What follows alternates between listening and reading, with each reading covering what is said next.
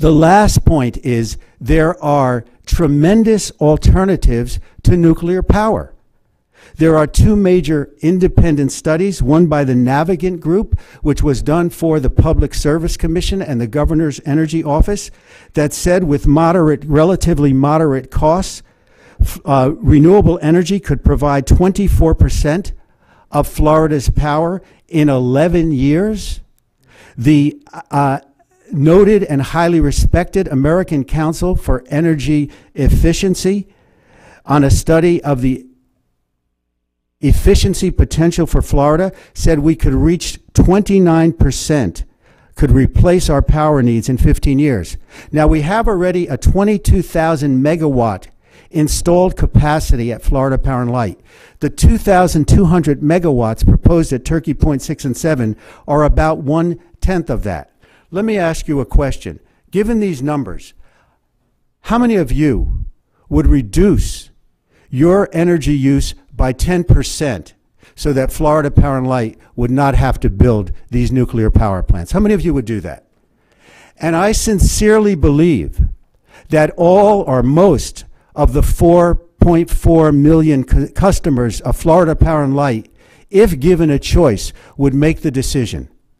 Florida Power and Light is a brilliant company. They are one of, if not the largest, builders of one of the largest wind farms in the country. They have one of the largest solar plants. Florida Power and Light obviously knows all of this information.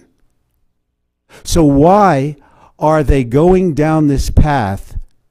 Why are they taking this act of nuclear tyranny, of nuclear taxation without representation, just like Watergate here in Turkey Point Gate? Follow the money.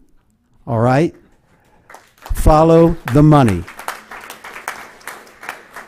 Because as the gentleman said, this makes sense for Florida Power and Light and its shareholders to put another $24 billion that you are financing into their rate base with no risk to themselves, which they will then be able to charge you a percentage of return on forever. The last, so let me say this in conclusion, and let me quote the world's leading energy guru, Emery Lovins, of the Rocky Mountain Institute. So why otherwise do well-informed people still consider nuclear power a key element of a sound climate strategy? Not because that belief can withstand analytic scrutiny. Rather, it seems because of a superficially attractive story, an immensely powerful and effective lobby, a new generation who forgot or never knew why nuclear power failed in the first place, sympathetic leaders of nearly all main governments, deeply rooted habits and rules that favor giant power plants over distributed solutions, and in large supply over energy efficient use.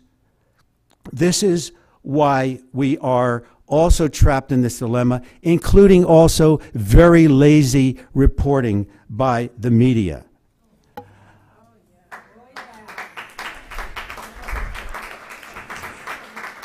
It was not so long ago that we thought we could only achieve minimum oil reductions.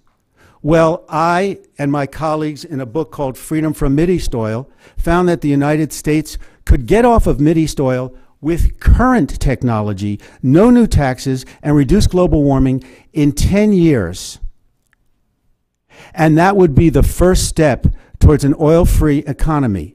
We're not the only people who reach this conclusion. 10 other major nonprofit environmental groups, British Petroleum has reached that conclusion, and this is now enshrined in the White House energy policy. If you go to whitehouse.gov, energy and environment issues, you will find that this conversation has been embraced. Ladies and gentlemen, the same thing exists in terms of replacing our electrical supply through efficiency and renewables that are cheaper, lower cost, pose no health hazards, or very little, pose no risk of terrorism, and if Florida Power and Light, which is a great corporate citizen in many ways, but is unfortunately following its own economic interests because it has been given and can also win through its lobbying power all the incentives to make it that way. If Florida Power and Light really believes in the democratic process, then I challenge them to go to every one of their consumers and give us a real choice about what kind of energy future we like. You are already teamed with the city of Miami and GE to put smart meters, and there's $5 billion in the stimulus plan to fund those kind of meters in everybody's home so we can enforce that. And let's give the citizens of the state of Florida and of we who are consumers of Florida Power and Light the option to choose the energy future that we want for ourselves and our children. Thank you.